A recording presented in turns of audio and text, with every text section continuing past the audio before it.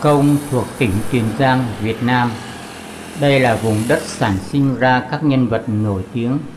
Một trong số đó là Nam Phương Hoàng hậu, vị hoàng hậu cuối cùng của Việt Nam. Nam Phương Hoàng hậu là vợ vua Bảo Đại thuộc triều đại nhà Nguyễn trong lịch sử Việt Nam.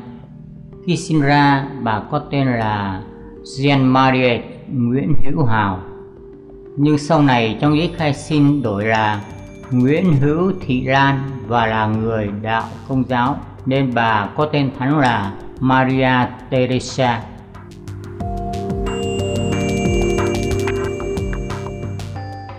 Theo sử sách, bà sinh ngày mùng 4 tháng 12 năm 1914, nhưng trên bia mộ ghi ngày 14 tháng 11 năm 1913. Bà sinh tại thị xã Gò Công, tỉnh Tiền Giang, Việt Nam, trong một gia đình Công giáo giàu có ở miền Nam Việt Nam thời bấy giờ. Song thân là ông Nguyễn Hữu Hào và bà Lê Thị Bình. Bà Lê Thị Bình là con gái ông Lê Phát Đạt, còn gọi là Viện Sĩ, một hào phú giàu có bậc nhất Việt Nam thời đó. Maria Theresa Nguyễn Hữu Thị Lan còn có một người chị là Maria Ine Nguyễn Hữu Hào, sinh năm 1903. Khi Ine tròn 25 tuổi, cô kết hôn với bá tước Pierre Jean-François Diderot, là người Pháp, sinh năm 1898.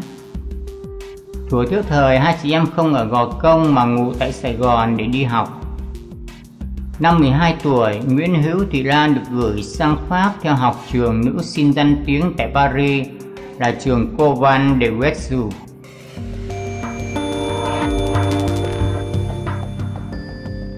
Tháng 9 năm 1932, sau khi thi đậu tú tài toàn phần, tương đương với danh hiệu tốt nghiệp trung học, Nguyễn Hữu Thị Lan về nước trên con tàu D'Artagnan. Vua Bảo Đại cũng đi cùng chuyến tàu đó, nhưng hai người không gặp nhau.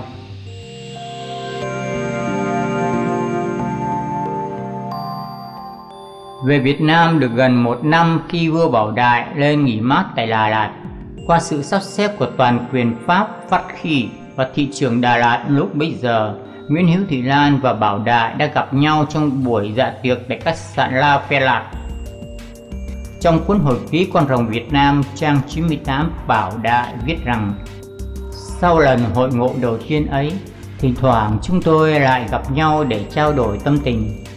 Maria Theresa thường nhắc đến những kỷ niệm ở trường Couvent de Versailles một cách thích thú. Cũng như tôi, Maria Theresa rất thích thể thao và âm nhạc. Nàng có vẻ đẹp dịu dàng của người miền Nam pha một chút Tây phương. Do vậy mà tôi đã chọn từ kép Nam Phương để đặt danh hiệu cho nàng. Các vị tiên đế của tôi cũng thường hướng về người đàn bà miền Nam. Nếu tôi nhớ không sai thì trước Hoàng hậu Nam Phương có đến 7 phụ nữ miền Nam đã từng là chủ nhân của Hoàng thành Huế.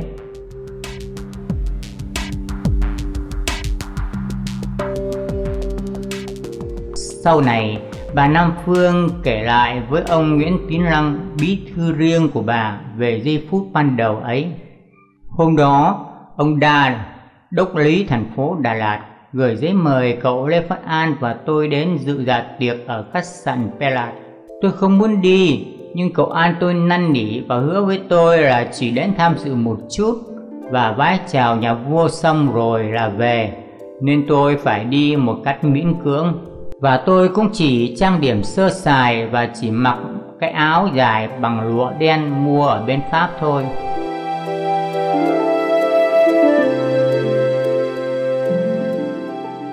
Chúng tôi đến trễ nên buổi tiệc đã bắt đầu từ lâu. Cậu tôi kéo ghế định ngồi ngoài hiên thì ông Đa trông thấy. Ông chạy đến chào chúng tôi rồi nắm tay cậu tôi kéo chúng tôi vô nhà. Vừa đi ông vừa nói: ông và cô phải đến bái yết hoàng thượng mới được. Khi cánh cửa phòng khách vừa mở, tôi thấy vua Bảo Đại ngồi trên chiếc ghế bành chính giữa nhà. Ông Đa bước tới bên cạnh vua rồi nghiêng mình cúi chào và kính cẩn nói bằng tiếng Pháp: tâu hoàng thượng. Đây là ông Lê Phát An và người cháu gái cô Maria Theresa. Nhờ các nữ tu ở trường Kowan Daewetsu từng chỉ dạy nên tôi biết phải làm gì để tỏ lòng tôn kính đối với bậc quân vương. Vì vậy, tôi đã không ngần ngại đến trước mặt hoàng đế, quỳ một gối và cúi đầu sát nền nhà, cho đến khi thấy bàn tay cậu tôi kéo tôi dậy, tôi mới đứng lên. Vua gật đầu chào tôi đúng lúc tiếng nhạc vừa trỗi theo nhịp điệu tango. Ngài ngỏ lời mời và dìu tôi ra sàn nhảy, rồi chúng tôi bắt đầu nói chuyện. Về sau, khi đã trở thành vợ chồng, Ngài mới cho tôi biết hôm đó Ngài rất chú ý cách phục sức đơn sơ của tôi. Tôi nghĩ rằng tôi được nhà vua lưu ý một phần do trong suốt buổi dạ tiệc chỉ có tôi là người đàn bà Việt Nam duy nhất nói tiếng Pháp và hành lễ đúng cung cách lễ nghi Âu Tây đối với Ngài.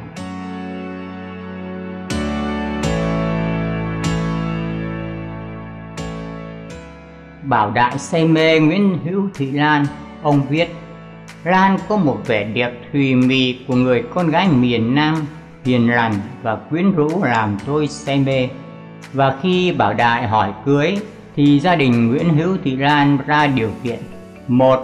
Nguyễn Hữu Thị Lan phải được tấn phong hoàng hậu Chánh Cung ngay trong ngày cưới. 2. Được giữ nguyên đạo Công giáo và các con khi sinh ra phải được rửa tội theo giáo luật Công giáo và giữ đạo. 3. Riêng Bảo Đại thì vẫn giữ đạo cũ là Phật giáo. 4. Phải được tòa thánh cho phép đặc biệt hai người lấy nhau và giữ hai tôn giáo khác nhau. Vì vậy, cuộc hôn nhân giữa Bảo Đại và Nguyễn Hữu Thị Lan gặp phải rất nhiều phản đối. Trong hồi ký, Bảo Đại nói rằng: Khi trở về Huế, tôi có kể lại cho mẫu thân tôi về chuyện này và ý định của tôi. Bà không mấy hoan nghênh khi biết cô theo đạo Công giáo và cũng Tây học như tôi. Triều đình cũng rất bỡ ngỡ. Các vị tứ trụ triều đình bàn cãi sôi nổi. Lần gặp gỡ về sau, tôi ngỏ ý muốn lấy cô. Tôi quyết định bất chấp cái thủ tục cổ lỗ kia và sẽ báo cho triều đình ý định này.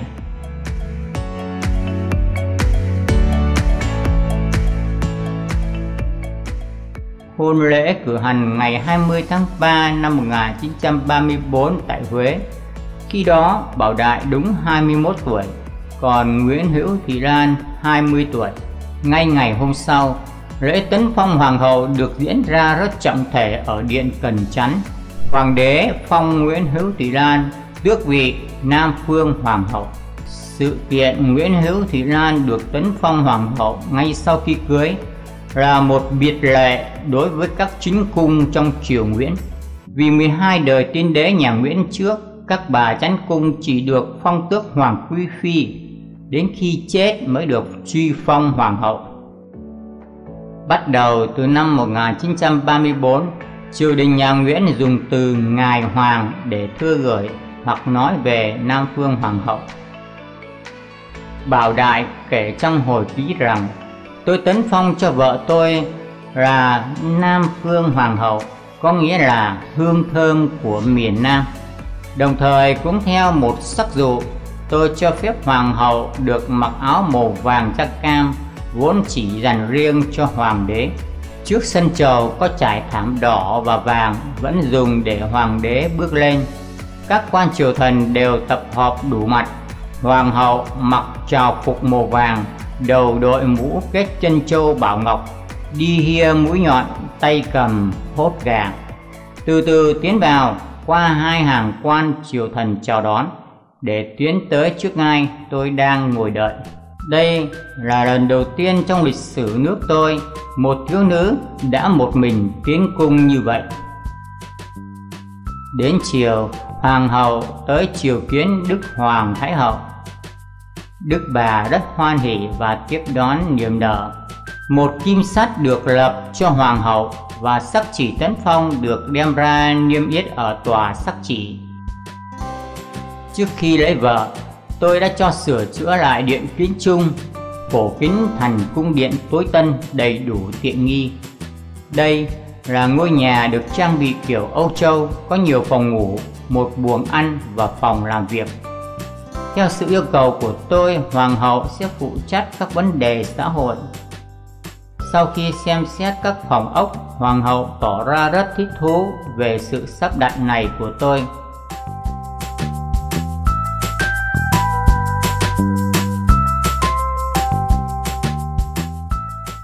Đêm ngày mùng 4 tháng 1 năm 1936, người dân Huế nghe những tiếng súng bắn mừng báo tin Nam Phương Hoàng hậu đã hạ sinh.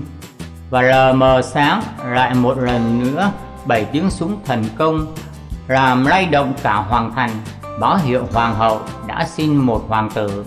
Người đó chính là Đông Cung Thái tử Nguyễn Phúc Bảo Long.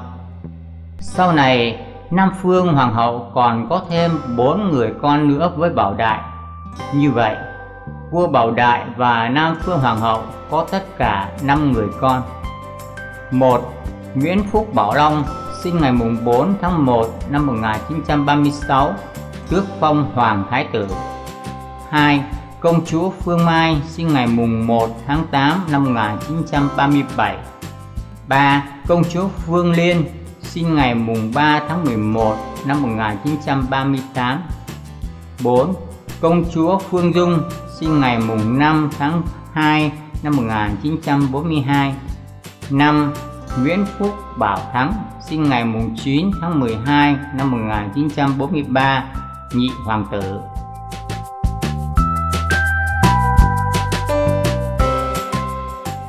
Công việc hàng ngày của hoàng hậu là dạy dỗ các hoàng tử, công chúa.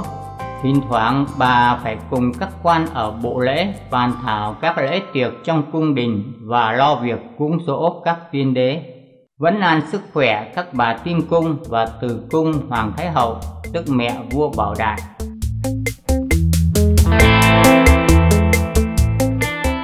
Hoàng hậu còn tham gia các việc xã hội và từ thiện. Hàng năm bà đều tham dự các buổi lễ phát giải thưởng cho các học sinh giỏi tổ chức tại trung tâm Archimil gần nhà dòng Chúa Cứu Thế. Theo lời nữ sĩ Đạm Phương thì có lần hoàng hậu bảo bà làm đơn xin phép Bộ Giáo dục đem môn nữ công gia chắn vào học đường. Hoàng hậu cũng xuất hiện thường xuyên bên cạnh Bảo Đại trong các nghi lễ ngoại giao như đón tiếp thống chế tưởng giới Thạch của Đài Loan, quốc vương Safa Vangwon nước Lào hoặc quốc vương Sihanouk của Campuchia. Có lúc Bảo Đại tự mình lái xe hơi đi thăm Nam Vang cũng có mặt hoàng hậu tháp tùng. Là người Công giáo, hoàng hậu đã đem lại hòa khí giữa các chức sắc đạo Công giáo ở Việt Nam với hoàng tộc nhà Nguyễn, vốn trước đó có những quan hệ căng thẳng kéo dài.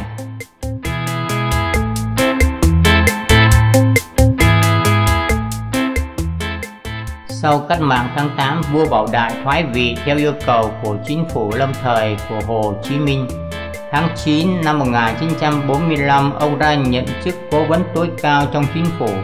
Ngày 16 tháng 3 năm 1946, ông tham gia phái đoàn Việt Nam Dân Chủ Cộng Hòa sang thăm Trung Hoa, nhưng không trở về nước.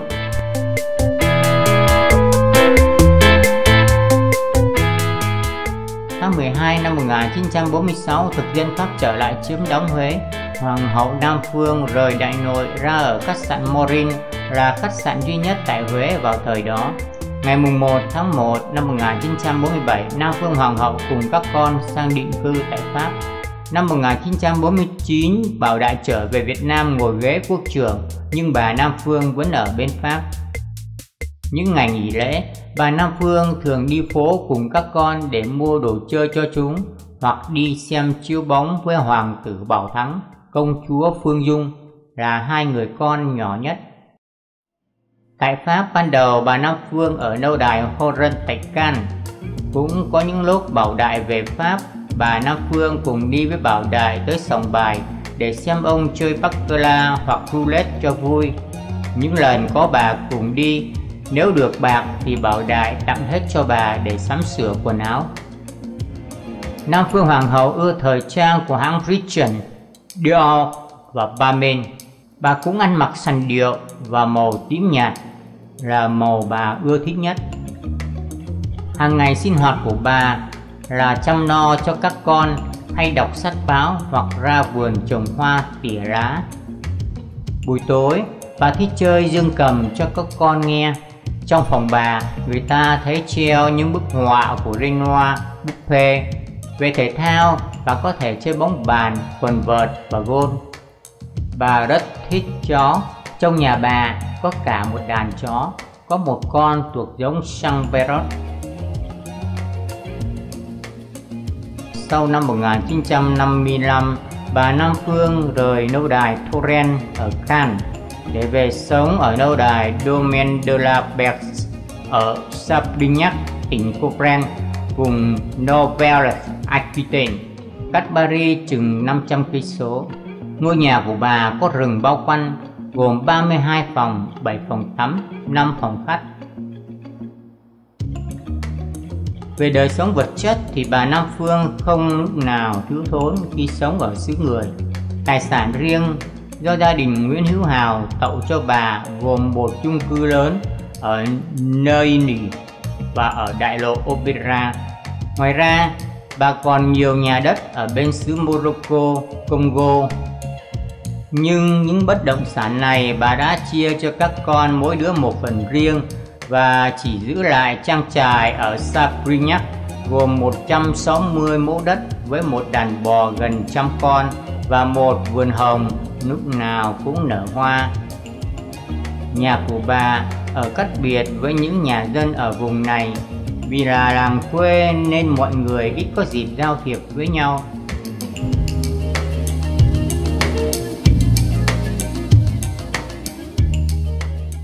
Cũng có lần bà Nam Phương ngỏ ý được trở về Việt Nam để được chết và an táng bên cạnh hai mộ thân sinh và thân mẫu ở Đà Lạt. Nhưng Bảo Đại và các con của bà phản đối, không cho bà về.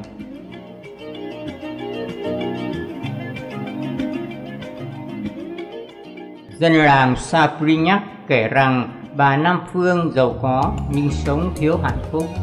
Bao nhiêu năm chỉ thấy cựu hoàng Bảo Đại về thăm hoàng hậu mấy lần.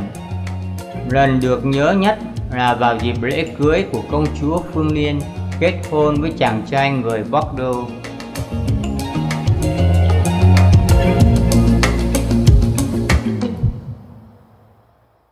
Những năm sau này bà Nam Phương ít ra ngoài và gặp gỡ ai. Cũng có đôi khi bà Nam Phương đi Paris để thăm các con đang học và làm ăn ở đó. Và ngược lại, những dịp hè thì các con có về đây thăm mẹ ở ít ngày cho bà đỡ buồn. Thời gian này bà bị bệnh tim nặng, làm khó thở.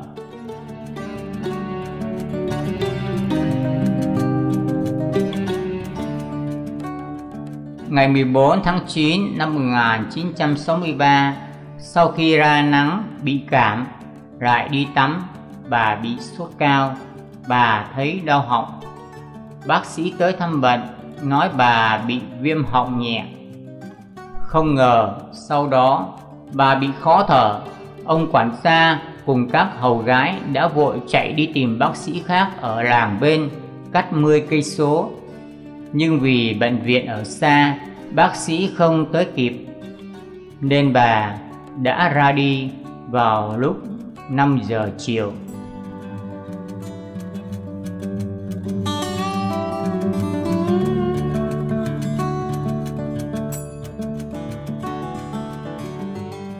Ngoài hai người giúp việc trong nhà, không có một người ruột thịt nào có mặt bên cạnh bà trong giờ phút lâm chung.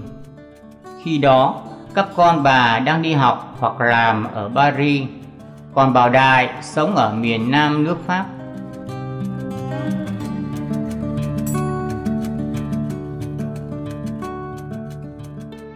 Đám tang của bà Nam Phương được cử hành theo nghi thức đạo Công giáo rất đơn giản. Đám tang vỏn vẹn chỉ có các hoàng tử, công chúa và một số bạn bè thân thiết của gia đình. Tại địa phương có vị tỉnh trưởng và dân biểu địa phương bà Nam Phương cư ngụ tới chia buồn và dự tang lễ. Đặc biệt có sự tham dự của công chúa Như Lý, con gái của vua Hàm Nghi. Công chúa Như Lý cũng ở gần nơi bà Nam Phương cư ngụ, nhưng khi bà Nam Phương còn sống thì bà Như Lý chưa bao giờ tới thăm. Mà duy nhất lần này bà Nam Phương Tạ Thế, công chúa tới dự đám tang.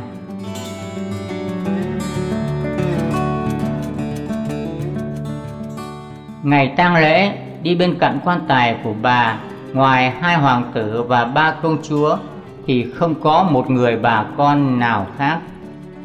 Về phía quan chức Pháp thì chỉ có 2 quận trưởng của Pribla và Sabrignac. Khi được tin bà Nam Phương Tạ Thế, ông Bảo Đại có trở về ngay và đã mua một chiếc quan tài bằng gỗ sồi, loại ván quý giá nhất của người Pháp, để an táng người vợ hiền thục, nhân từ và đạo đức tới cuối đời.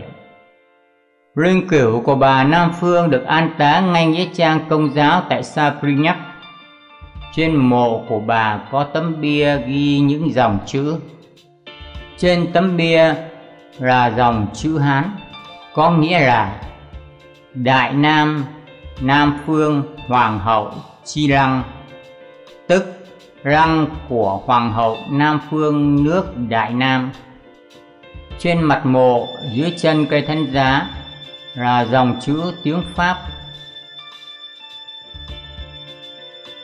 Bên cạnh còn có tấm bảng khắc bằng tiếng Pháp, có nghĩa là đây là nơi an nghỉ của Hoàng hậu Nam Phương, nhũ danh Jeanne Marie Nguyễn Hữu Hào. Cuộc đời của Nam Phương Hoàng hậu không để lại sự phàn nàn hay chê trách của người đời. Ngay cả ông Bảo Đại cũng chưa bao giờ dám trách vợ về việc trai gái, vì kể từ ngày ly thân với Bảo Đại, bà Nam Phương không có một người nhân tình nào, dù là đi khiêu vũ hay đi tắm biển với một người đàn ông nào khác. Nam Phương Hoàng hậu còn được đánh giá là người thiết tha với Tổ quốc. Theo tài liệu của sử gia Pháp Jean de Lôn, khi Bảo Đại đã thoái vị, bà Nam Phương đang ở tại An Định Cung bên bờ sông An Cựu. Đau lòng trước thảm cảnh mà đồng bào miền Nam quê hương của bà đang trực tiếp gánh chịu, cựu Hoàng hậu Nam Phương đã gửi một thông điệp cho bạn bè ở Á Châu, yêu cầu họ lên tiếng tố cáo hành động xâm lăng của thực dân Pháp. Hoàng hậu Nam Phương cũng là người tiêu biểu trong các bà mận phụ nhiệt tình với tuần lễ vàng do Việt Minh phát động tại Huế ngày 17 tháng 9 năm 1945.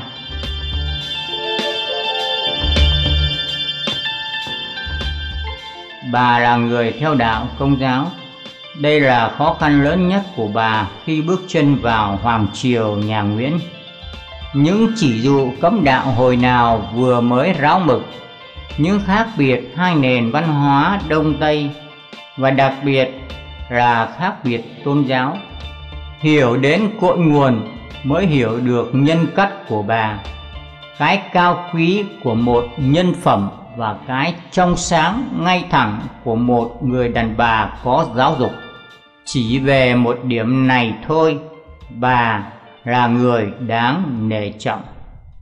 Qua những người phục vụ chung quanh vua và hoàng hậu sau này, mọi người không kể bất cứ ai đều bày tỏ lòng kính trọng và quý mến cái nhân cách của bà. Chúng tôi hoàn thành video này trong tháng 11, tháng cầu cho các linh hồn của người theo đạo Công giáo, tháng cầu cho những người đã khuất.